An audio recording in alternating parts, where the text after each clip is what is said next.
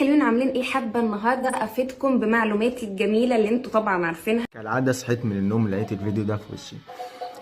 كلام جميل من الأخت زينب والأخ أحمد، ده هتتبسطوا بيه جدا وهتستفادوا منه كتير جدا في الحياة. تشوف الفيديو.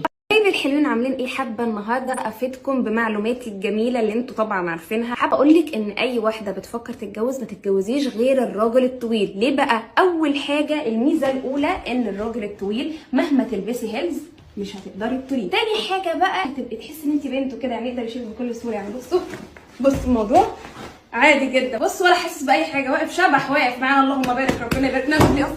تالت حاجه بقى والميزه اللي هي جامده جدا، اي حاجه عاليه عندك، يعني بص الريموت ده، بقول لي الريموت ده بصوا بكل سهوله ما شبش، حتى شبايه ما شبش. رابع بقى حاجه واللي هي جامده جدا جدا، ان انت مش هتقدري تتخانقي معاه ويضربك والكلام ده، لا مفيش الكلام ده، مش هيقدر يضربك اصلا، مش عشان انت قويه ولا ميره، لا.